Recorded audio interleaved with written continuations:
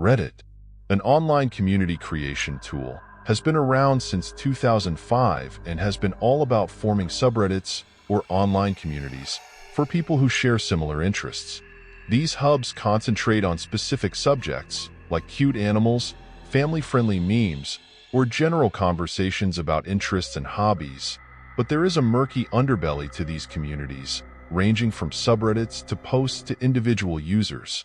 Join me as we dive into the abyss and discover some of the most unsettling things to have ever graced the internet, as Reddit has turned into a haven for some of the worst content available on the surface web.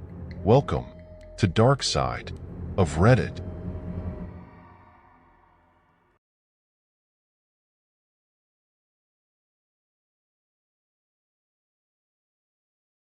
The subreddit r/confessions is a community of people who get their nasty secrets off their chests or simply use this as a place to vent. One such user named Crazy Son throw off. What he threw out of his chest is much worse than other confessions. It reads as,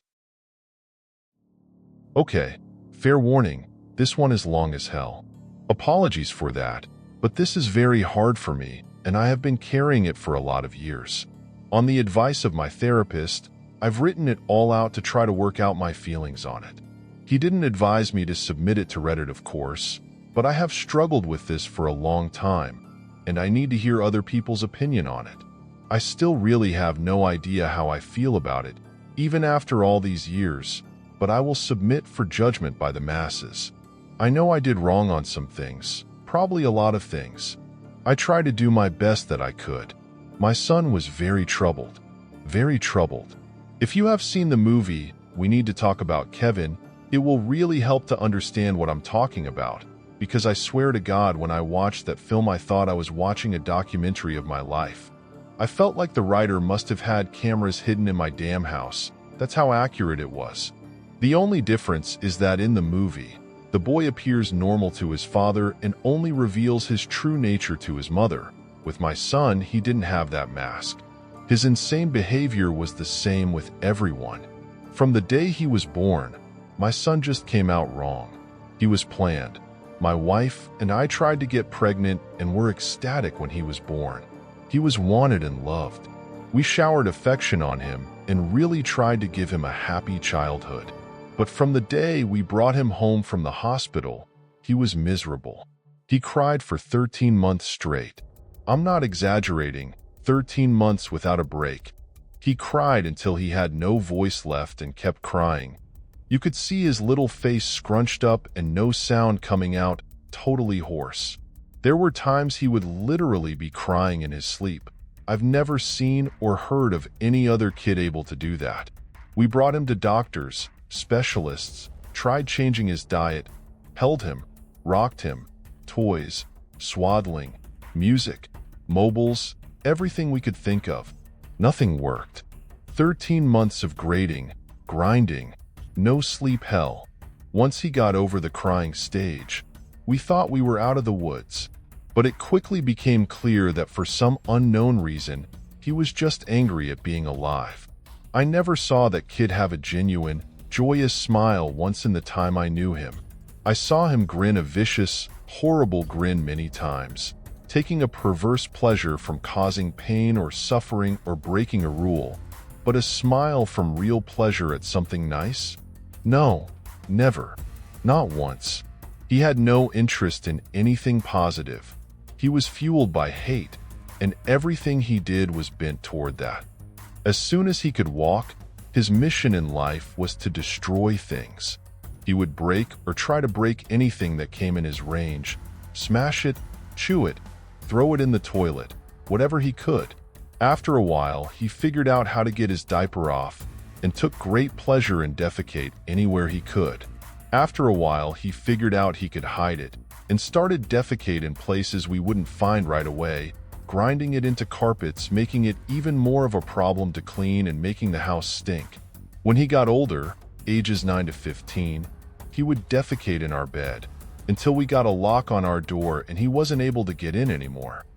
Then he'd just take a dump in the hallway in front of our room. That biological warfare started around at 2.5 years old, and he never grew out of it. I'll try to speed it up as I could literally go on for days about this stuff, but as he grew older, he became more and more unmanageable. He would bite, kick, scream, scratch, and spit at anyone trying to do anything with him. He was kicked out of school twice before he was 9, then let him back in and then kicked him out for good. He had to change schools. The next one put him in a special class that kept him away from the other students. We had to install a door and lock on the kitchen because he would steal knives and use them to gouge the walls/furniture or chase people with them. When he was 10, he stabbed me pretty good in the hip and buttock. I still have the scars. As he grew older, he grew darker. He moved into setting things on fire and torturing local animals. There was a stray dog that hung out around the park near our house. My son blinded it in one eye with a barbecue fork. He would dip cats' tails in gasoline and light them on fire. He became a violent, stinking, vicious beast that lived in our house. We couldn't do anything with him. I will take this opportunity to preempt the tsunami of messages. Yes, we had the kid in F-word therapy. He saw a psychiatrist twice a week and had God knows how many different medications prescribed to him over the years. Nothing worked. Therapy didn't work. Meds didn't work. Nothing F-word worked. He was like a poison cloud of hate and fury lashing out at anything in his reach. When my son was 16, my wife got pregnant again. I can't tell you how different our reaction was. Instead of joy, we felt horror. This pregnancy had not been planned, and we really were at a loss over what to do. My son had been such an unending nightmare for 16 years, we couldn't take the idea of starting again from the beginning. We talked a lot about terminating, but A, access to abortion was not as easy in those days as it is now, and B, my wife was very against it. We talked about many options. In the end, we decided that my wife would have the baby, and if it turned out evil, we would put it up for adoption. We knew we just couldn't do it again with another child like our son. This where I believe I may have started really pulling back from my son. Up until that time, whatever mistakes I made, I had always tried to do the best for my son. I am convinced of that.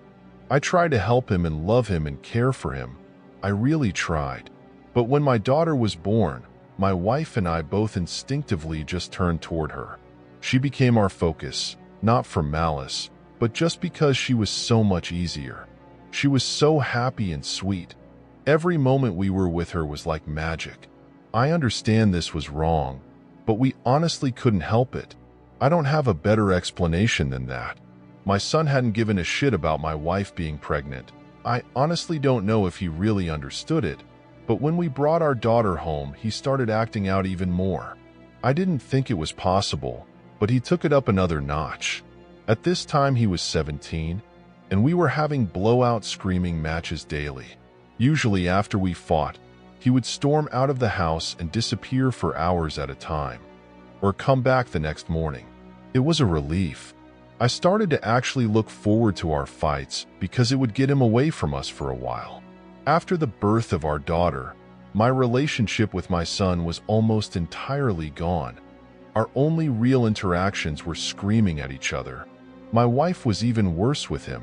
She just had nothing left by that time. If our son even came into the same room as her, she would just stop whatever she was doing and start screaming, "Get the F word away from me! Get away! Get the F word out!" until he left. He started spending more and more time out of the house, which was a blessing for us. I have no idea what he got up to out in the world, but we were just happy it wasn't being inflicted on us. As a consequence of our son's behavior, we had invested heavily in locks around our house. All of the cheap, thin interior doors in our home had been replaced with thick, dense wood doors that couldn't be kicked through, equipped with keyed locks that my wife and I carried keys to. I know it sounds extreme, but locks and heavy doors were the best way we had found to create safe spaces from him. And again, before I am inundated with messages, I was not locking my son in rooms like a prisoner. He had free reign of the house and could come and go as he pleased. My wife and I would lock ourselves in rooms to protect ourselves from him. If anything, we were the prisoners in our own home. On the day in question, I had fought with my son in the morning, and he had left the house in a rage. My wife and I were enjoying some peace and quiet in the kitchen while our daughter napped in our bedroom. And then my daughter began crying. Any parent who has young children can tell you, you get used to your child's cries and you can tell after a while what they need. They cry differently if they are hungry or need changing, or are just restless and want to be held. Babies can communicate pretty well before they can speak. This cry was none of those things. This cry was terror. The second we heard it, my wife and I were both up out of our chairs and running to the room. The door was locked, of course, and it took a few seconds to get the right key and get it open. My son was in the room. We lived in a bungalow, and the bastard had climbed in the window to get to her. He was standing over her crib with a steak knife in his hand. I have no idea where he got it. It wasn't one of ours. We controlled our knives very carefully and always kept them in locked drawers. I think he may have stolen it from one of our neighbors' houses. He had broken her skin twice already, once in the belly area and once on her arm. I could see blood running down. When I entered the room, he was dragging the back of the knife down her face, not cutting, almost tickling her with it, teasing her while she screamed. He looked up at us and smiled. Before I knew what I was doing, I was already moving, running to put myself between them. I didn't think about it. I just moved instinctively. Even with that, my wife got there faster. It was like a movie on fast forward. She got to our son and bashed his hand away, knocking the knife across the room, and then shoved him with her whole body weight, so hard that he flew away from the crib and bounced off the wall. I picked up my daughter and held her while my wife screamed us. I could see her shaking, almost convulsing. I can remember the smell of the room, the sound of my daughter screaming and wailing, the look on my son's face as he stood there. Just nothing. Blank, dead. There was nothing in his eyes, no emotion. He looked like an alien to me. I watched my wife take a step toward him. I could have reached out and stopped her, but I didn't. She stepped forward again, very close to him. I could have stopped her again, but I didn't. She waited, looking at him for maybe 3 to 5 seconds without moving, and then she punched him in the face. Now, until this point, you may have been picturing my wife as a typical woman, small frame, dainty, delicate. This is not the case. My wife does have a small frame, but dainty and delicate she is not.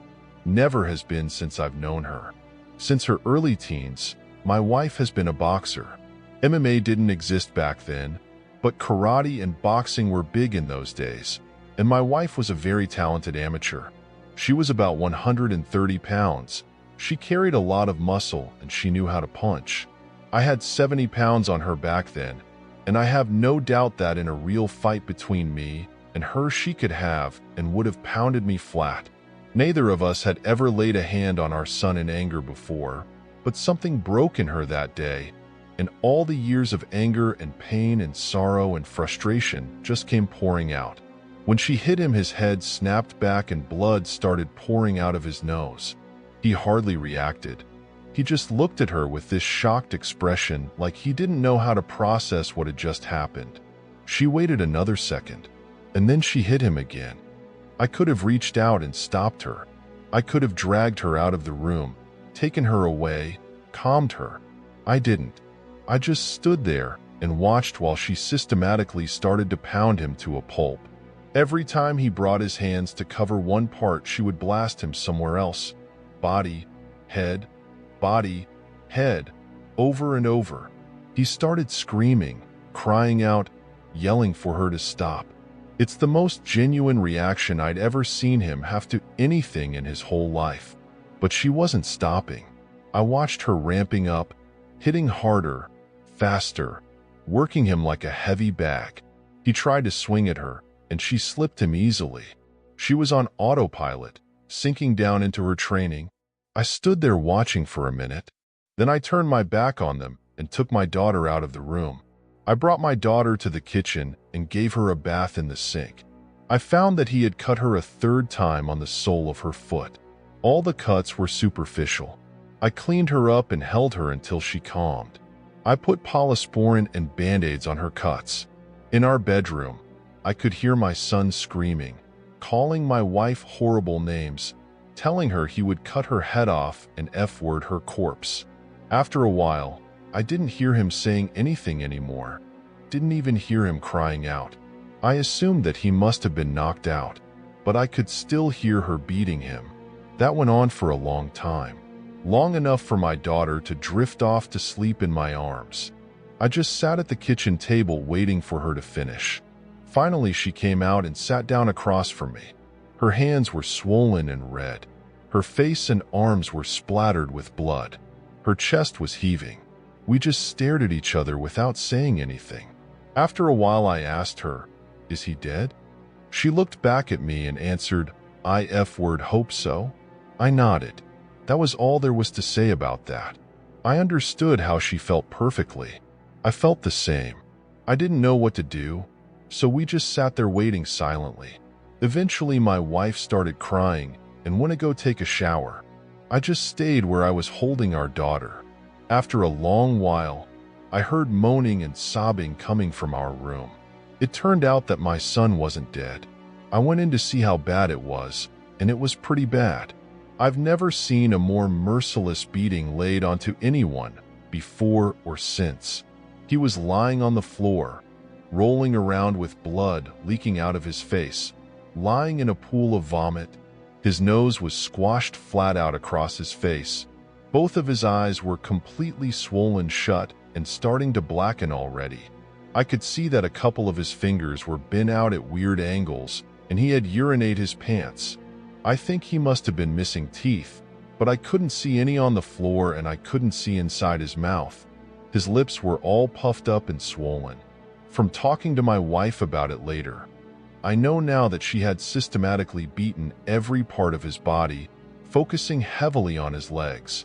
She told me she kicked him in the groin repeatedly until her legs got tired, and had kept beating his body long after he had passed out. When my wife came out of the shower, I still didn't know what to do about our son. I didn't know whether to call the police or an ambulance, take him to the hospital myself. I honestly didn't have any idea what to do. After a while, I realized that I simply didn't care what happened to him anymore, and we decided to just let him live or die on his own.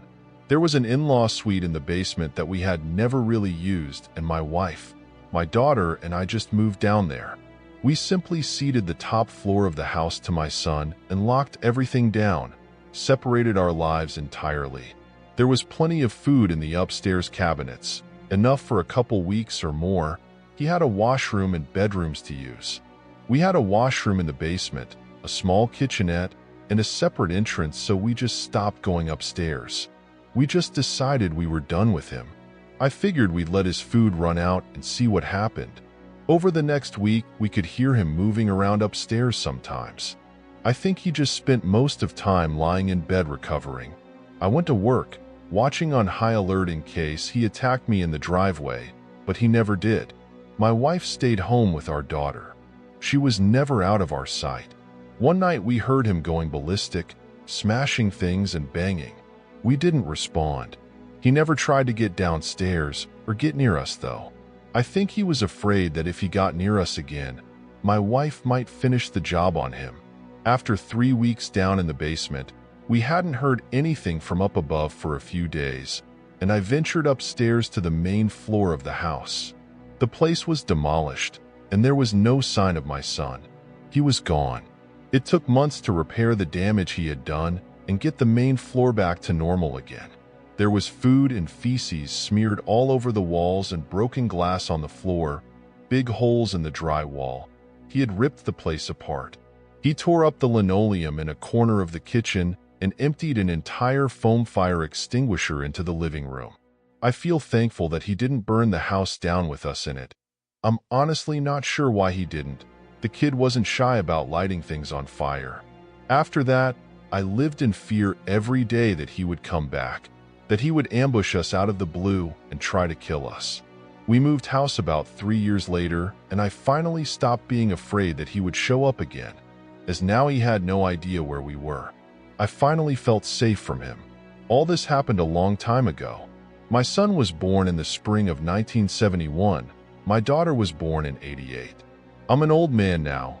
I'll be 70 this year, and my wife passed from cancer in 2016. My daughter is 31 now. I moved in with her and her husband after my wife passed. I've got 2 granddaughters, and they are the joy of my life.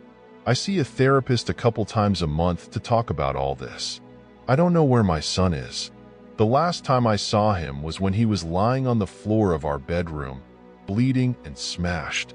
I haven't heard from him since he left. More than 30 years now. I don't want to. I carry a lot of guilt from that time, and a lot of conflicted emotions. I didn't beat him myself, but I allowed him to be beaten, and I thought he deserved it. I was happy it happened.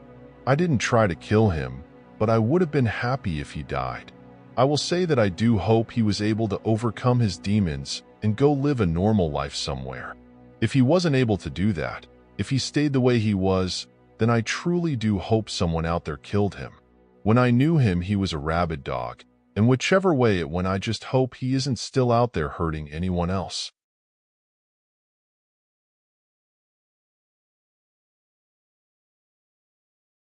Australia is renowned for its enormous, isolated landscapes, which feature endless stretches of desolate land. Imagine being surrounded by nothing but emptiness while working on a remote farm several hours away from the closest town. One hot summer day, a worker and his boss stumble upon something bizarre. A large blue shipping container in the middle of nowhere. Curiosity leads. When I was 19, I worked for a company that allocated labor to rural areas of Australia. Basically, what you did was tell them when you were available, and they'd send you to a remote farm for a few weeks where you'd do whatever they needed done. It was hard work and long hours, but good pay and good fun if you got in with a nice group of workers. When this occurred, I was working on a large property. I was told it covered roughly the same landmass as the state of Maryland, USA, about 9 hours from Sydney City, and the property itself was about 40 minutes from the nearest town. In short, it was the middle of nowhere. I was working at the farm clearing bushland with 3 other guys my age from the city. Our boss was a guy called Jeremy who owned the farm and supervised us while helping out with the work. He was pretty laid back and was generally really good to us. This summer in particular was very hot, and the work was hard. So one day when the temperature hit about 38 degrees Celsius, about 100 Fahrenheit, Jeremy decided to give us the afternoon off. He said he knew of a water hole on the farm about a 25-minute drive north. I was keen for a swim, but the other guys just wanted to relax for the arvo. So him and I hopped in one of the work trucks and started heading across the property. It was mostly wide, empty expanses with a few clumps of scattered bushland. Jeremy wasn't much of a talker, so we drove more or less in silence. After about 20 minutes, however, he suddenly perked up and jabbed me in the ribs. "Do you see that over there, beneath the 2 dead trees?" I should mention here that if you're not familiar with inland areas, particularly those in Australia, they are brown or red and mostly flat and bland, meaning any bright colors stick out like a sore thumb. So you can imagine our surprise when we could see a large blue angular structure far off in the distance. We steered in its direction, and as we got closer, we realized it was a huge blue shipping container just sitting in the middle of nowhere. Jeremy was perplexed. I asked him if he knew what it was, but he obviously didn't. He said he hadn't seen it when he drove through the same area about 5 weeks before, and he wanted to go and see what it was. Initially, we pulled to a stop about 100 meters away from it. At this stage, I had a really bad feeling. The whole thing wasn't right. It's hard to explain. But if you can imagine seeing such a foreign object in the middle of a huge barren expanse, it had to be something weird. Jeremy, however, wanted to investigate, which I understood, given it was his property, but in truth, I was really anxious. As we got closer, things got even more bizarre. There was a big diesel generator behind it thumping away, and a CCTV camera on each side. all motion activated, so they buzzed from side to side, following us as we moved around. I tried to reason with Jeremy, something along the lines of, with all this security, someone obviously doesn't want us here, let's just go. He brushed me off, however, reminding me it was his farm and whoever had put this here was trespassing, so he wanted to go inside. Despite all the surveillance, there was only a small padlock on the huge door. We had some bolt cutters in his toolbox, and after a bit of a struggle, we broke the lock and went inside. The first thing I noticed was the rush of cold air as we got in. The place was air-conditioned, which I must admit was quite pleasant on such a hot day. We searched around for a light switch, but I could already see this was some sort of I.T. setup. There were flashing LEDs all around the place, and the sort of hum you hear when a hard drive is working hard. When we finally switched on the lights, we could see a sophisticated, albeit somewhat cluttered, office setup. There were hard drives the size of bar fridges and other computer equipment lining the walls, sometimes piled 2 or 3 high, and plastic storage boxes scattered around the far wall, and several desks with computer monitors arranged in the middle, complete with rolling office chairs. At this stage, I felt like I was in one of those nonsensical dreams. This made absolutely no sense. We wandered to the middle and sat down at the desks to see if the computers could give us any idea of what the hell was going on here. My heart was racing and I just wanted to bolt. We had been seen by the CCTV, so if anyone was monitoring, they already knew we were here. Jeremy, on the other, was adamant we had to get to the bottom of this. So I put on a brave face and started looking through the computer. This went on for a while, but in short, neither of us had a very high grasp of technology outside of Facebook and Microsoft Word. The best I can describe it from my lay position is that it was endless lists of computer talk. It was like the old Napster or LimeWire download screens looked like, just constantly picking up and receiving data, then recording it on several windows. I gave up on the computers and walked cautiously over the far end of the container to the big pile of storage boxes. By then I was pretty sure no one else was there, as there was nowhere to hide really, but I was still incredibly on edge. I decided, against my better judgment, to see what was inside all these boxes. My brief sift through this box still makes me feel sick to the stomach. It didn't take long for me to realize that this box was full of posters, DVDs, and photos, all of hardcore child pornography. One thing that still gets to me is that it was all neatly ordered into folders and smaller boxes. These people were organized. I immediately recoiled, jumped up, and ran over to Jeremy. I could hardly string a sentence together. I said something to the effect of, "Mate, get out. Child S-word, go. Get the word up." I dragged him out, composed myself, and managed to explain what I saw. We jumped back into the truck and sped back to the house. The farm had no mobile phone reception, and we hadn't bought the satellite phone, so we had to get back to the landline to call the police. Once we called them, they still had to make it all the way to the farm from the nearest police station, which was in a town about a half hour from the town closest to the farm, as I mentioned, very remote. We waited, talking frantically about what we'd seen, until the cops arrived almost an hour later. They arrived with 2 4-wheel drives, and we jumped in and led them back. This is where it gets worse. By the time we got back, the container door was open and there was fire inside. We had only 2 small extinguishers in the cars, and these did very little. The fire department took an hour to get there, by which stage most of the damage was already done. An arson report by the federal police found almost no evidence of the computer equipment described, and only traces of paper and cardboard. This means that whoever ran it knew we were there and had time to come and remove most of it and get away. There were various ways to get off the property, and the landmass was huge, so there was no real way to tail them. Since the police hadn't taken us all too seriously in the first instance, probably due to our poor explanation on the phone, aerial surveillance was also impossible by the time we had pieced it all together. I took a keen interest in following it up, but with no real evidence of who might be responsible, the investigation went cold. I've kept in contact with Jeremy, and the shipping container is still sitting there on the farm, as it's too expensive to move. I'll never forget what I saw in those boxes.